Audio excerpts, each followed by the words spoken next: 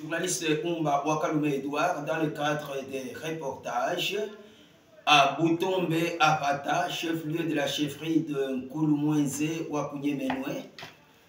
Nous avons profité de l'occasion pour venir voir, d'abord après l'entretien avec le chef de groupement, Kibanga Boutombe. Il a pris la décision de m'accompagner ici pour voir le projet des 145 territoires initié par le président de la République, Félix-Antoine Tshisekedi Tshilombo. C'est un projet de la construction des bâtiments scolaires. Le directeur est là, il est directeur de cette école. Le chef est déjà là parce qu'il a parlé de cette école. La construction n'est pas encore achevée. Mais il y a inquiétude. Bonjour monsieur le directeur. Bonjour monsieur le journaliste. Comment vous appelez-vous? Moi je m'appelle Moukadi Kakonde Ngoy. Moukadi Kakonde Ngoy. Vous êtes directeur depuis quand ici? Moi c'est depuis 2009 que je suis directeur ici à l'EP Boukena. À l'EP Boukena. Quel est le problème que vous avez ici? Parce que vous voyez, nous venons de voir, vous travaillez déjà dans un bureau, mais les bâtiments ne sont pas achevés. Bien sûr, monsieur le journaliste, nous sommes préoccupés par la construction non achevée. Mais qu'est-ce qui bloque? Le blocage, nous disons que le blocage vient de notre partenaire qui est l'ONG Bien-être, qui paraît mal gérer la gestion de notre établissement. Mais depuis qu'on avait commencé, mais il y a l'ONG Korereba, oui, mais qui a construit l'Institut Kimondoué. Oui. Cet institut est déjà inauguré, les bâtiments sont inaugurés. Oui. Et il y a l'EP3 Kike de Kaboja, oui, oui, mais les bâtiments sont déjà inaugurés. Oui. Et il y a l'EP Ndoé, mais il y a quand même achevé. Bon, même l'EP Kipouano. Mais ici, chez vous, quand on arrive, c'est vraiment déplorable. Mais quand vous avez demandé à l'ingénieur, est-ce que vous avez été en contact avec l'ingénieur pour qu'il puisse vous dire pourquoi, quelle est la cause de ces blocages?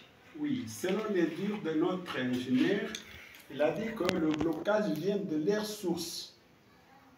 La source, c'est quoi? Est-ce que vous pouvez expliquer? De l'air coordonnateur. Coordonnateur de l'ONG? De l'ONG Bien-être. Est-ce que vous connaissez son nom? Non, je ne connais pas son nom. Bon, le problème de la construction de ces bâtiments scolaires, vous qui nous suivez, vous allez voir ces bâtiments. On va filmer. Bon, est-ce que le chef de chefferie, le grand chef, Sa Majesté, ou le bouton B4, est-ce qu'il est aussi au courant à propos de cette situation? Bien sûr, le grand chef est au courant de cette situation. Il a même écrit au niveau du territoire. Il n'y a pas de solution. Il n'y a pas de solution. Mais pour le moment, il est devenu député provincial.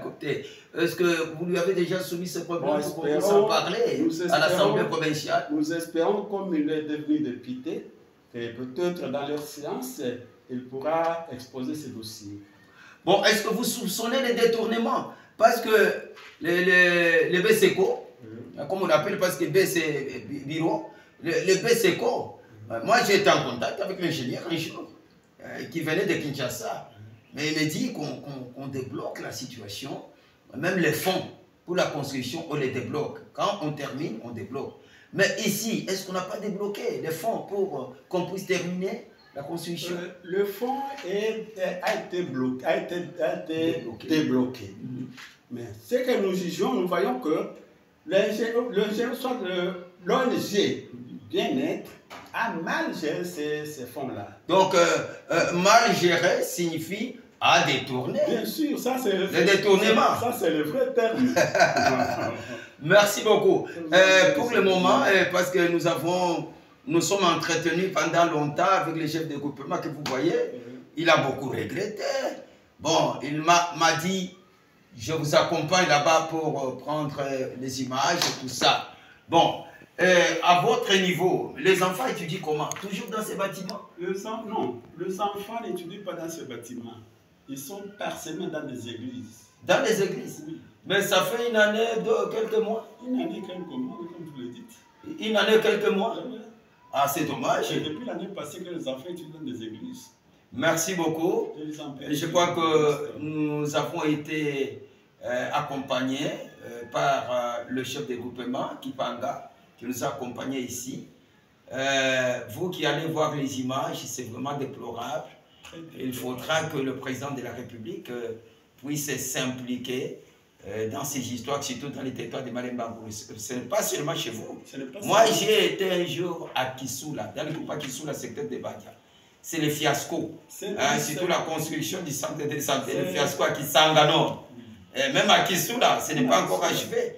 Mais alors ici, c'est tout près ici, tout près du territoire. C'est toujours bien-être qui nous rend ces mauvais services. Bon, voilà, et je crois que ce sont les images qu'on va suivre partout. Et on va nous suivre partout. Et la solution sera trouvée.